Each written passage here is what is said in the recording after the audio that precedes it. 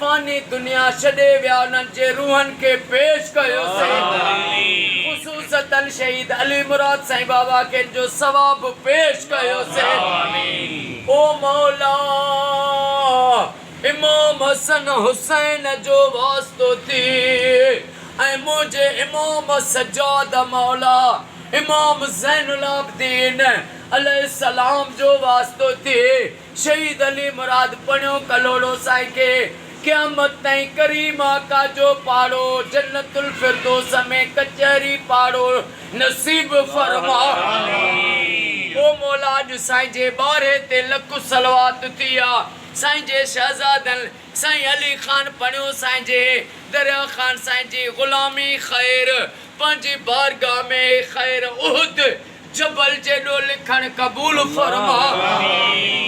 ओ मौला अली खान पढ़ियो साईं खे साईं जे सभिनी भाउरनि खे क़यामत ताईं शाद आबाद फरमा। हिननि जी क़यामत ताईं भाउरनि जी मोहबत को क़ाइम रहे। अली अकबर जे सदके इहा दुआ क़बूल फरमा। ओ मौला हिननि जे रोज़गारनि में ज़ाहिरी ऐं ग़ैबी बरकतों गंज गंज गंज अता फरमा। बाबा मेहरदीन साईं जा क़यामत ताईं वेड़ा वसंदा रहनि। साईं खे साईं जे सभिनी भाउरनि खे पुटनि खे बचड़नि खे अमड़नि न्याणनि खे पंहिंजे हिफ़्ज़ अमान पनाह अता फरमा।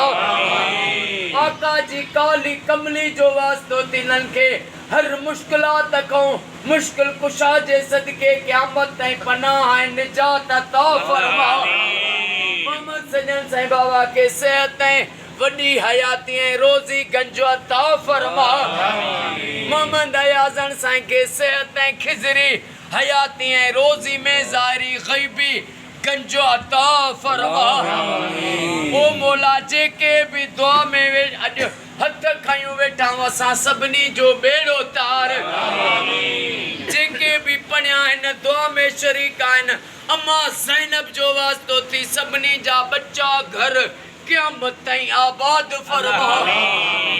अल्लाह बख्श पढ़े साईं जा वक्त अली पढ़ियो साईं जा बच्चा घर आबाद फरमा। गुलजार अली फुलपोटो साईं जा बच्चा घर आबाद फरमा।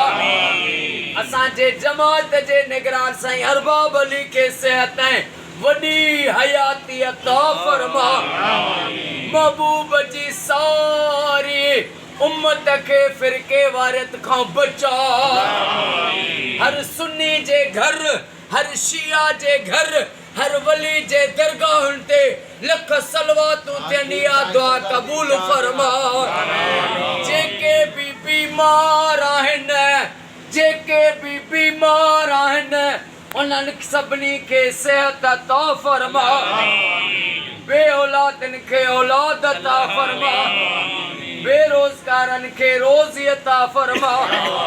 क़िबला साईं दीदार अहमद सियाल साईं खे मोहम्मद बिलावल सियाल साईं खे वॾी हयाती अता फरमा। साईं सहाफ़ी हाकिम अली रिंद साईं खे ऐं साईं सां जेको रिंद अली मर्दा साईं आयो आहे हिन जा बच्चा घर आबाद फरमा। मोहम्मद मुश्क नारे जे ते मुश्किलातूं दूर फरमा।